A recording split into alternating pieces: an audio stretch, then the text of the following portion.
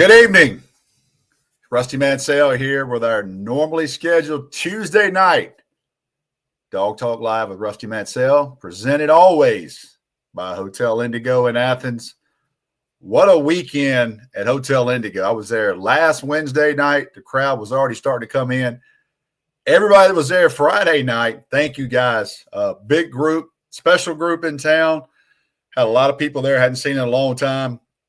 We had a great time at Hotel Indigo. I went by on Saturday to pick up the equipment before the game.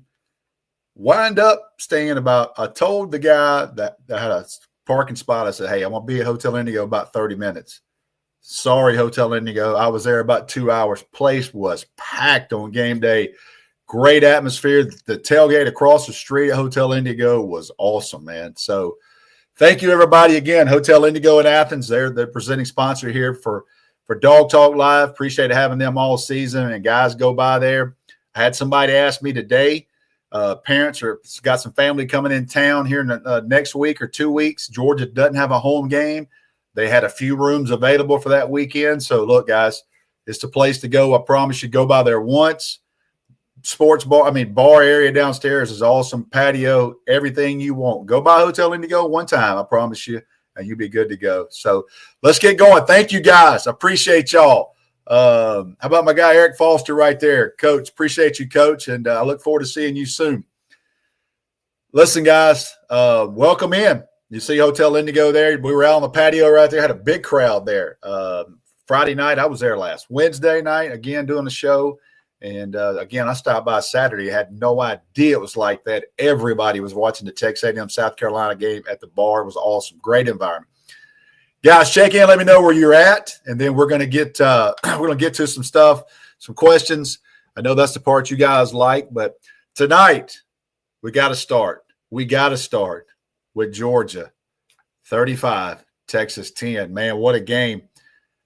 How many people have watched that game on replay a couple of times? I usually watch every game at least twice because I talk about it all week in shows. But I may have watched the second half a couple of times. And, in fact, it might be on the big screen right behind you here. So I'm just going back watching right now. It's 7-0 or 7-3 in the first quarter. So I'm going back watching a few things, and I'll fast forward. Man, what a play, man. And what a ball game. Yeah, man, Thomaston, Georgia, Trayvon Walker. I remember going down and breaking and doing Trayvon Walker's commitment at Upson Lee High School on TV, and he had not told Georgia at the point that he was coming. They felt good, but right before we go live on TV, I said, you've told Georgia and everything, and he goes, they're about to find out. I remember going, oh, my goodness, I can't imagine those guys watching that, but special player, man, Trayvon Walker, great person. He is a huge Georgia fan. So for love, following him with the Jaguars and wish him the best of luck. Guys, 35-10, man. Georgia freaking dominates Texas. And you know, I did a show with Jake Rowe, my guy, earlier, and we talked about, and Jake said it, and I felt the same thing. Even though that thing got to 14-10, never really felt like Texas had a chance in that game. I felt like Georgia had a good pulse. I'll give you this stat that I gave on X talking about the game. Texas had 11 drives. The first drive of the game was 14 plays, and they got a field goal. 14 plays, and Georgia kind of shut them down in the red zone. But nice opening drive, scripted plays. They only scored one other touchdown, and the only touchdown they scored in 10 other drives was on a short field, okay? So there you go with that. I think the defense – listen, Glenn Schumann, I promise you, he knows that they need to play better, but they have. And they've got some young guys. I'm going to talk about some of these younger guys a little bit later. But what Georgia's doing defensively now, I'm telling you, what Georgia's doing defensively makes them a completely different team. Offensively, Gunnar Stockton, he rolls one more time, and the offense played great. Let me see what Gunnar Stockton went there. Gunnar Stockton in this game, he was I'm looking at the stats right now. Gunnar Stockton was, make sure I'm right, he was 24 for 29 for 229 yards, 4 touchdowns. He threw an interception, and the guy made a heck of a play. I don't think he saw him. He dropped into coverage. But listen, Gunnar Stockton hurt you with his legs. He's getting really comfortable in this game and in the game. And I think right now, I said it on X, I don't know that he's a Heisman favorite, but there's some time to get mentioned. After he threw the pick, he was 8 for 8 for 83 yards and 2 touchdowns. So after he throws the interception, he was 8 for 8 for 83 yards and 2 touchdowns. He was dialed in, man.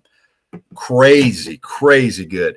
Well, we got to tell Jake my prediction for the game was pretty accurate. 250 passing, 150 rushing, 4 total touchdowns, 3 sacks, 2 turnovers. Damn sure was, man. Nice prediction there for Georgia. You know, the Texas fans and people watching it was like, well, we're a couple plays away. You know, we need this and that. No, you had 11 drives and you got 1 field goal and then you got a short yardage. It just didn't happen. Listen, defensively, Texas was damn good up front, and I knew they were. Georgia scores 2 touchdowns opening drive. You're up 14-3. Then they go 4 possessions, 4 punts, and an interception. So they go 2 touchdowns, 5 drives with nothing. And you got to credit Texas for that, man. They did a lot of things there, giving Georgia some problems. They're damn good up front. But Georgia comes back and scores 3 touchdowns there and to finish that game off. And that's another credit to Mike Bobo and Georgia. Guys, I think that the game changed on that 4th down punt. The 4th down going for it. And then crazy call there by Kirby Smart to do that. And then Mike Bobo, he goes unbalanced, broken I formation, which means that the fullback was off to the right. It was Josh McCray. And then they fake it. And he slips Chauncey Bowens right underneath the defensive end for Texas, who was shooting up the field. An easy conversion there. Hell of a play design.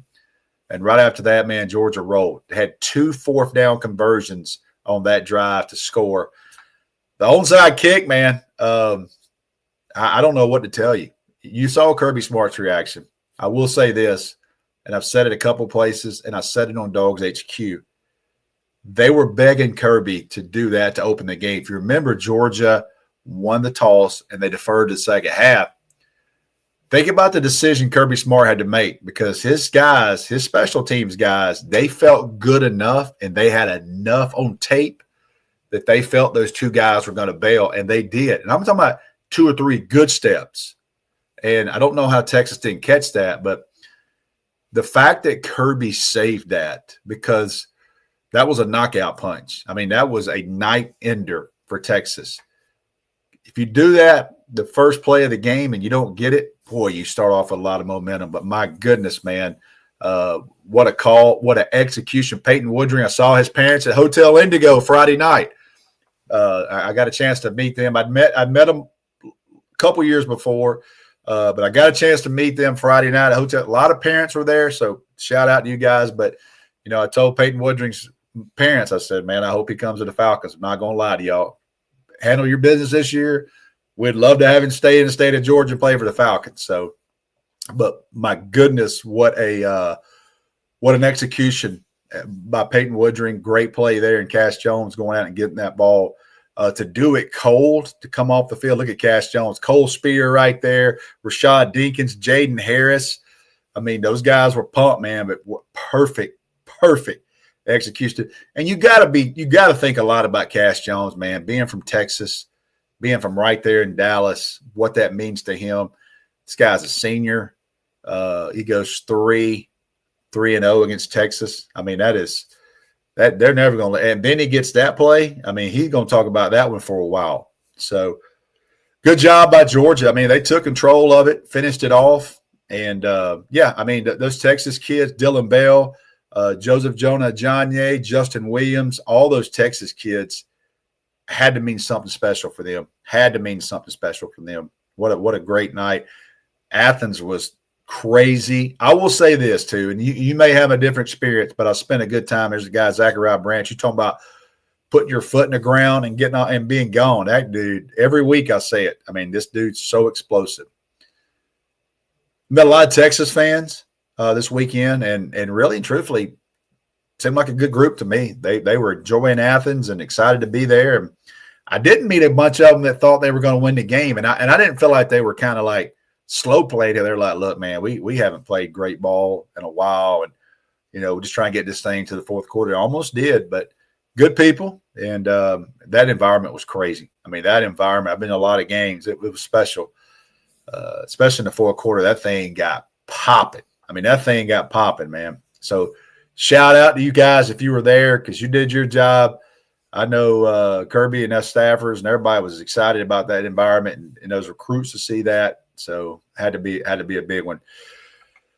We're going to get to some questions. Thank you guys for all checking in too and where you're checking in from. I love it, man. Love it. I go back every week and read it. It's crazy where people are consuming this from.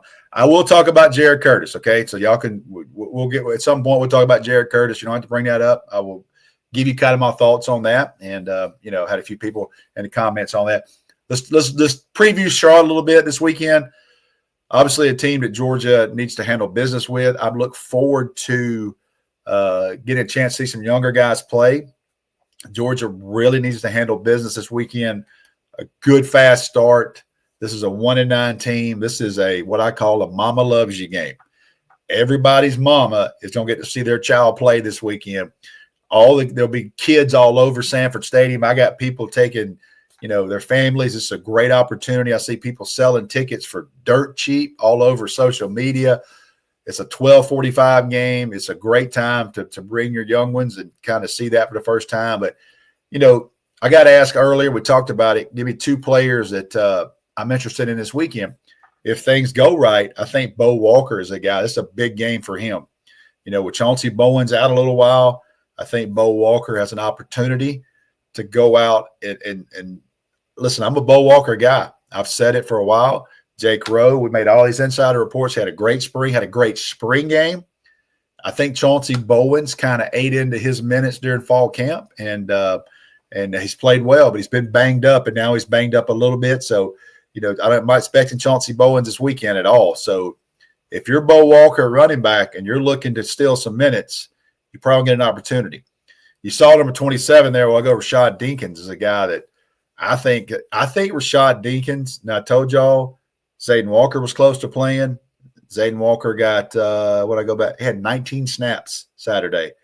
Had a great pressure and a sack on Arch Manning. This is the guy that's starting to play, guys. True freshman, Zayden Walker, number 10 on defense. He started to play at 19 snaps. But I think Rashad Dinkins is a guy. This is a big game for him. Can they trust him in that back end? Can he play beside KJ Bolden? Can he play safety? Can he do that? And I'll be interested in what he does this weekend because I'm watching this game on replay. I just see DeMello Jones. I talk about that damn game from DeMello Jones from Swainsboro, Georgia, man. Swainsboro, Georgia, South Georgia, physical, dominant. The light's starting to cut on. This is a kid that can run long, starting to get more comfortable. And let me tell you something. Texas came after him. I promise you. Texas came after 15, and they got an answer. 15's a damn baller. So good job, man. Good job by DeMello Jones. I want to touch on a few young kids, and I'll get into the questions because you guys got a lot of questions. That's what you're probably here for. Elijah Griffin, guys, 5-star, defensive lineman, true freshman. I'm not really considering him much of a freshman anymore. He had 34 snaps. He had the most snaps of any defensive lineman on Saturday. Think about that. So you can take that freshman tag and just rip it right up. So he's there. Need him. Elo Mendoza had 16 snaps. He's starting to play a lot. Noah Thomas. Got to mention Noah Thomas. Guys, Noah Thomas had 52 snaps. 52 snaps. I want to say hey to Chuck right there from Conroe, Texas, home of Joseph Jonah, John Ye, and Justin Williams. You damn sure feel those two kids, man. Wow. And they had to have a special night. They played a ton of football. It had to mean something to them for sure. But shout out to you. We'll get to some questions in a minute. Charlotte guys, handle business. Let's get right. This is one thing I'll say. I'm pretty confident if Georgia jumps up, say it's 34-3, whatever it is, and Ryan Puglisi and those guys come in the game, they're going to throw the ball. I mean, it's time to get live reps. Now, if it's in the fourth quarter and it's way out of hand, I think Charlotte and Georgia both have the right to have the agreement on running clock. I've seen that several times. But I don't think Ryan Puglisi, when he comes in the game, is going to sit there and hand the ball off. I think they're going to let him run the offense, and that's what you want to see, those live reps. No telling who you'll see. Maybe you see Ryan Montgomery some this weekend, the true freshman from Ohio, and some of these other guys you get to see. And it'll be good. It'll be good, and hopefully those guys get to play a lot. Let's get to the questions, guys. I know you want to get to that. Again, thank you, everybody, being here. Appreciate this thing's been great. Enjoy doing this, and we'll keep doing this. Let's get to some questions right here. Rusty, why is Wiltfong saying Curtis and Vandy is still a real thing? He's saying Curtis won't start as a freshman. Jared Curtis won't start as a freshman. If he didn't want to start as a freshman, he probably wouldn't be my quarterback. There's still communication there between Vanderbilt and his representation, his circle. He has an agent like they all do. But his agent has really handled a lot of his recruitment, in fact, including, when he committed to Georgia, most of the communication went through his agent and his team. Now, that is something that everybody has, especially those higher profile players. So, made some notes on DawgsHQ. You don't want to – I'm not sitting here saying he's going to flip, but I'm not going to sit here and say he's lying to you. There's still some communication with Vanderbilt for sure. But, he was at Georgia this weekend.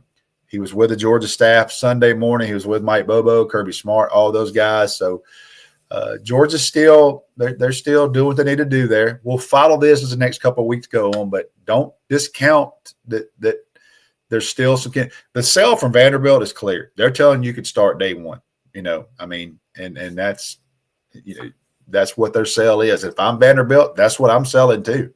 Is that going to be the deciding factor? Don't know. But do know that he is confident in Georgia. He is confident that what Georgia's going to put around him. He's confident in a 2.5-year relationship with Mike Bobo and Kirby Smart and those guys. So a lot of people around him are still pretty much pro-Georgia. I know that for a fact, but we will see how this thing goes. What else we got here, guys? Seems like the Dogs are in a good spot for Blake Stewart. Do you agree, Rusty? Blake Stewart is a young man from Woodward Academy. He is a safety athlete that was committed to Clemson. He decommitted to Clemson. He went on a trip to Vanderbilt. He took a sneaky trip to Miami, and I think Clemson found out, and things, Clemson's had a pretty rough year. And one of the things Clemson, their policy is if you're committed, you can't visit anywhere. I don't know if they told him, hey, this is a problem, but I know he went down there kind of on a quiet trip, and I understand. He was at Georgia last weekend. He will be at Georgia again this weekend. I know this for me. I saw him play this year against Collins Hill. I could not have been more impressed. He played wide receiver. He played safety. To me, he looks like one of those pieces that Georgia's missing. And they got a great opportunity on an official visit this weekend. And I loved what Kirby Smart did. He took all those official visits last weekend, and he took every one of them, put them on this weekend, because he knew and his staff knew they couldn't spend enough time with those guys all day long preparing.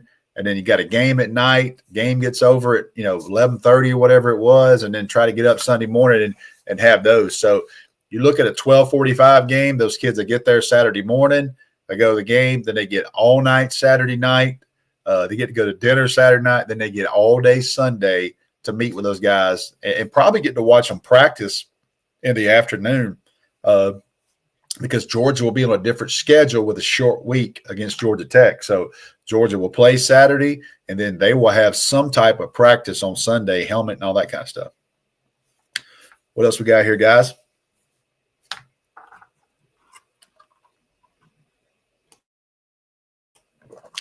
Here's my question about Texas. Do we really beat a good team or not? Hell yeah, you beat a good team.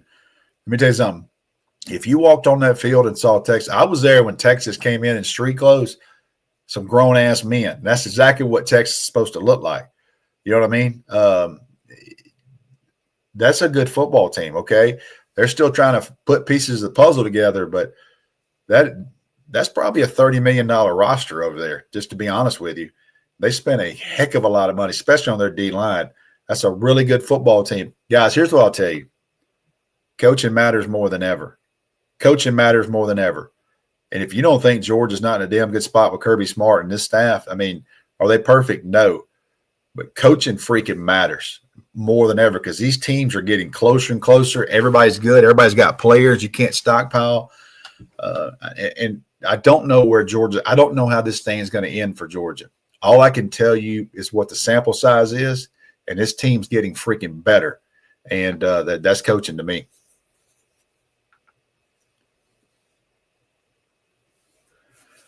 Who's your defensive MVP right now? All season up to me, it's C.J. Allen. I think he's a guy, and unfortunately, he's out right now, and he's going to be out a couple of weeks minimum. To me, now this is me.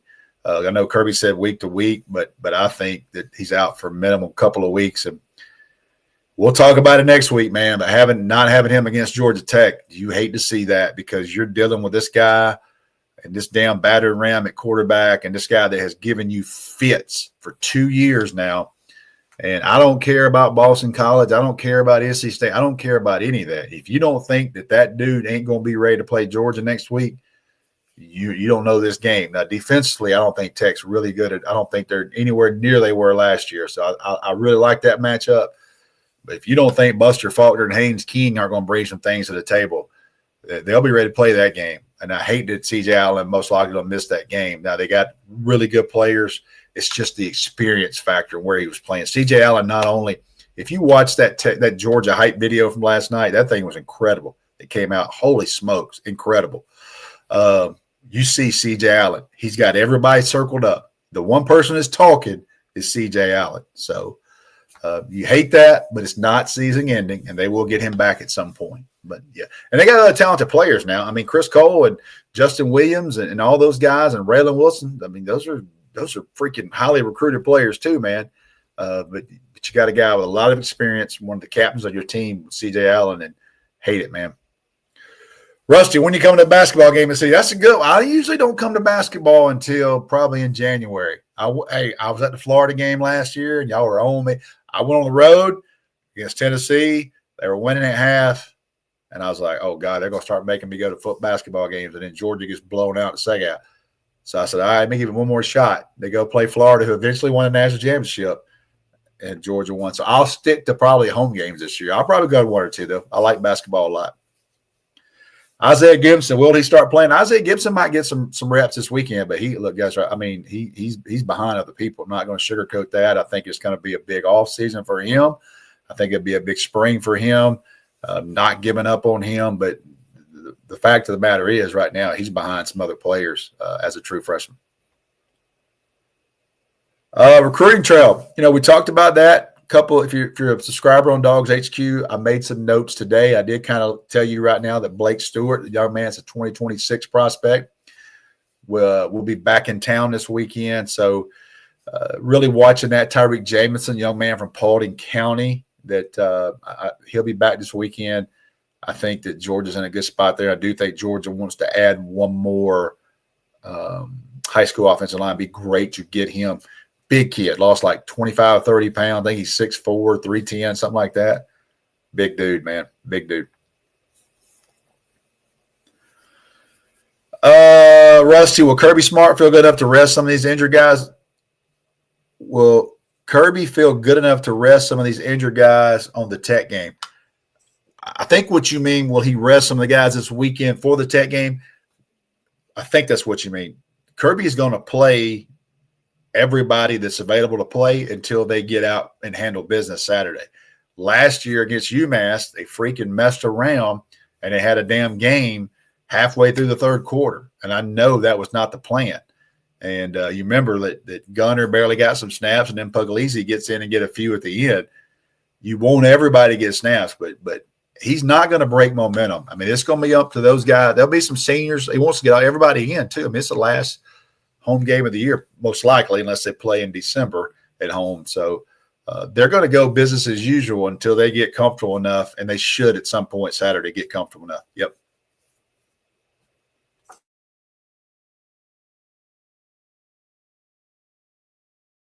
Kirby's not going to rest a lot of starters. Now, but I mean, same question. as soon as they get out and get comfortable, then they're going to replace some guys. But as far as rest, no, they're not going to. They're going to play. And if you see somebody start Saturday that doesn't normally start, that's because somebody's really banged up and they don't. The risk reward's not there. But Georgia should handle things. Get in, get out, be healthy, and get these younger guys some playing time. Any word on Jordan Hall? Be back. Jordan Hall's done for the year. And other guys banged up. C.J. Allen. Yeah, C.J. Allen, we talked about him a few minutes ago. I think Talon Taylor, I don't think he'll be back for Tech. I think Talon Taylor will be back at some point this year. Now, you know, what kind of impact can he bring? I mean, this is a guy they really like. So just for example, if Georgia comes back in December, they handle business and finish 11-1. Most likely, I don't think Georgia's going to play. I think they'll get a bye. I think they'll get a bye and be a top 4 team. That's a totally different discussion. But if you think about that, and if they handle business, they would have 3 more games at that point.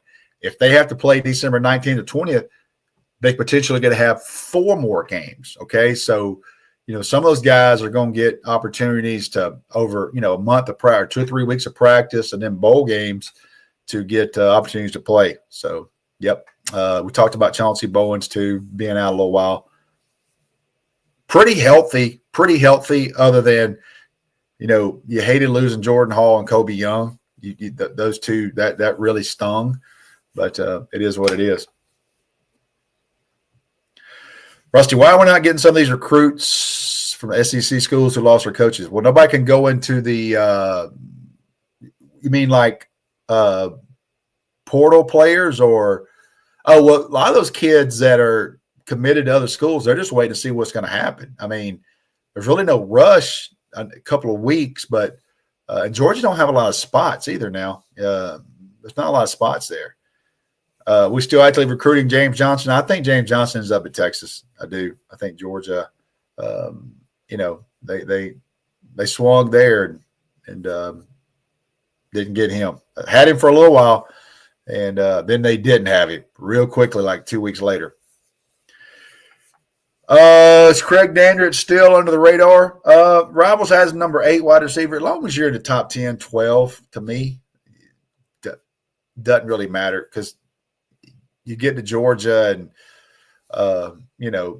can you play immediately? I think a lot of you guys follow me on X, and I tweeted out the 2022 quarterback rankings. I think Gunner was top 10. Ty Simpson was maybe 2 or 3, something like that. But Fernando Mendoza was like 129th rated quarterback. Guy's probably going to win a Heisman. And then I think John Mateer was like 90th or something. So it's hard to do, man.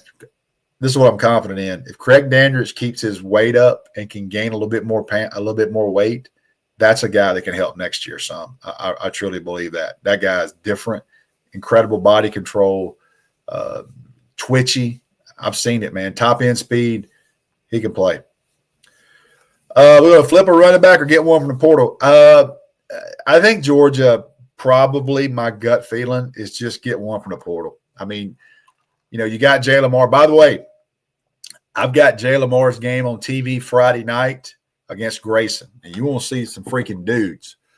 We kick off we do a pregame show at 7:30. You can watch it anywhere in the country. The Atlanta News First app. We'll have Jeremy Johnson will have a link on our board, DawgsHQ. But you're going to see Jay Lamar Friday night, and we're going to find out real quick against Grayson because that is one of the best teams in America. And Colt was well coached. It will be a great game. And me and Brandon Adams, my boy BA, we'll be doing that game Friday night. So there's your one. There's your something to do Friday night while you're sitting at the house and getting ready for college football. You can watch it anywhere in the country Friday night. Colquitt County and Grayson in the round 2, Georgia High School.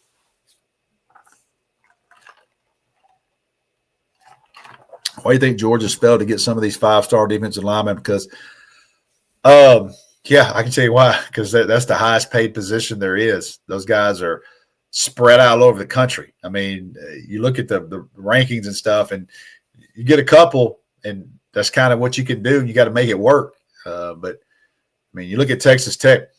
Texas Tech has got one player that Georgia couldn't even. when he goes in the portal at Stanford, he goes, Bailey's the last name. I can't remember. I can't believe I can't remember his first name. He goes in the portal, and Georgia's like, okay, when you get done with that, we're going to come here and visit. Well, he don't even make it. Like, the deal's done. As soon as he gets Texas Tech, it's ball game. So those guys are fewer and far between.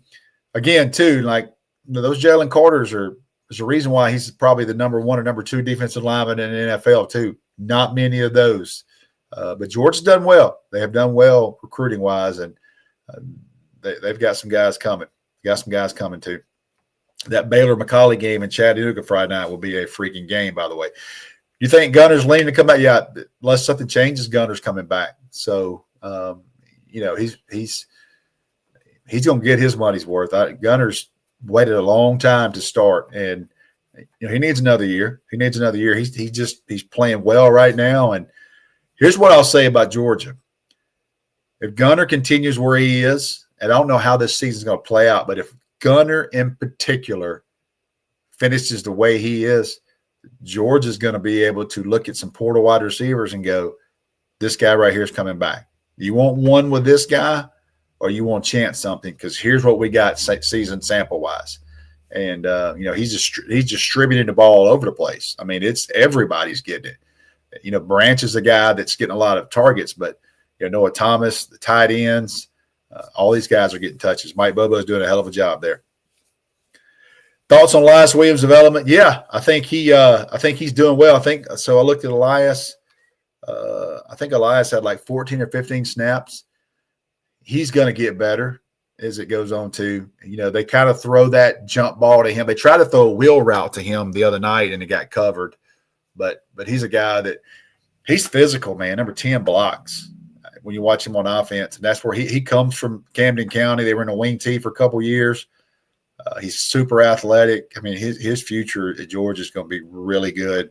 At some point, he's going to impact another game this year. He's not going to just tuck him in the corner because he's really good. But, Oscar Delp and Lucky are obviously the guys right now. They're in the game, but they do a lot of 13 personnel. I noticed that the other night with him, and they attach him to the line of scrimmage. It's crazy. I saw Caden Prothrow Saturday, and I've covered him for a while, but it's been a year since I've seen him. Caden Prothrow might be 6'7", the 5-star that's committed to Georgia out of Bowden High School. He's 6'6.5" all day long. I saw him Saturday. I could not believe how tall he was.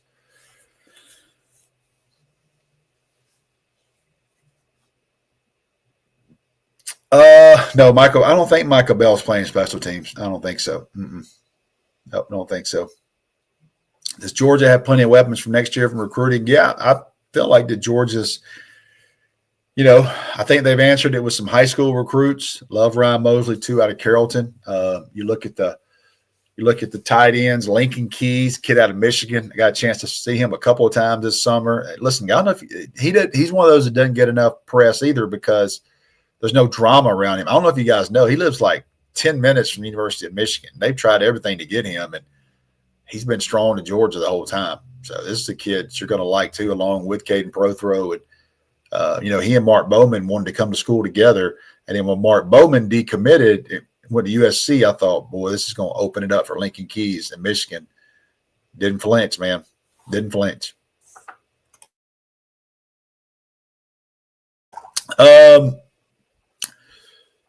What's the word on 7 Cloud? Somebody told me, I'm double checking. Somebody said he's hurt and hurt pretty significant injury. So I will double check on all that.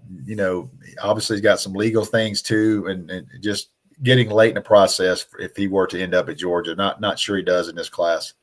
Hope so. Everybody knows the story, rooting for the young man, but had some legal things out there, and then he got hurt. So don't know how that thing's going to play out in the next couple of weeks. Yeah. Do you see this team getting better this year?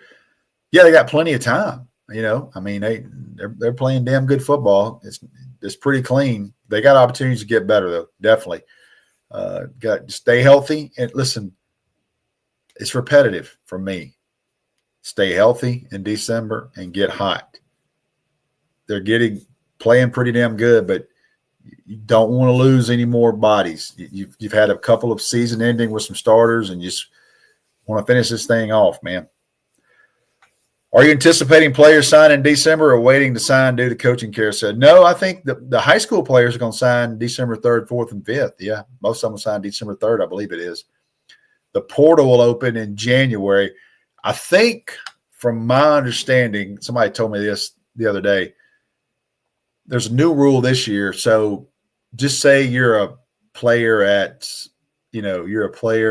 Auburn, and that job came open in January, you would have 5 days. Then you can go into the portal. They don't want the knee-jerk reaction. So there's going to be a delay in some of the things. We'll see. This portal window in January is going to be wild. It's going to be wild. To me, it's going to be interesting if you're a high school kid and you sign December 3rd with School A. Okay? You sign with School A. And in January, School A's coach leaves. You're a high school kid. You just got there. Can you go in the portal? And will you go in the portal? I know you can, but that's another thing that's wild. You know, when Nick Saban got there, I think Julian Sayin only been there a couple of weeks. And when he retired, or a couple of days, week, whatever it was, and he wound up leaving. So could be. We'll see.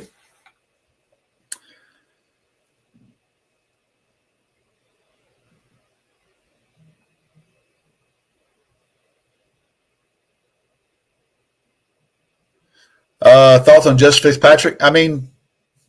So far, sounds like everything's good with Georgia still. I know Miami, those other schools, but Georgia's got opportunities there, and they got a really good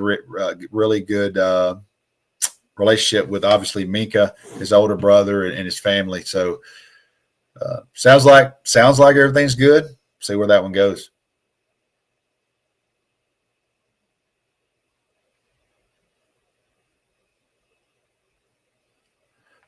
No. Rusty, would you say Blake Stewart could be similar to Starks? No. Malachi Starks, let me tell y'all something about Malachi Starks. I think Malachi Starks was a 10-700. I think he was a 24-3 long jumper. Malachi Starks was a first-round draft pick for a reason. One of the wildest things I've ever seen is Reggie Brown. Let me show y'all my age. Reggie Brown from Carrollton, I think he long jumped 24-9. I'm getting old, but I think Malachi Starks was 24-3 long jumper. Guys, that's insane. That's super freaky athletic.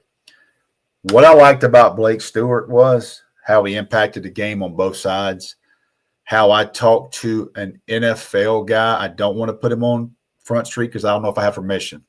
There was an NFL guy there that has connections to Woodward Academy. He has no affiliation with Georgia. He has no affiliation with Clemson. I pulled him to the side at halftime, and I said, what do you think about Blake Stewart? He goes, Rusty, that kid's as good as I've seen the last couple of years. And he said, I've seen a lot of players over here. That guy can freaking play. Ball skills, long. I think I would compare him a little more to KJ Bolden than I would Malachi, because KJ's long, rangy. But listen, I don't care what Blake Stewart's ranked.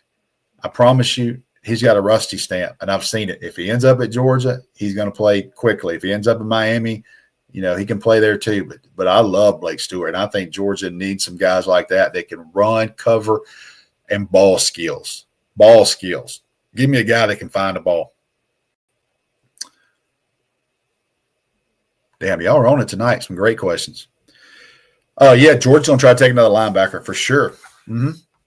And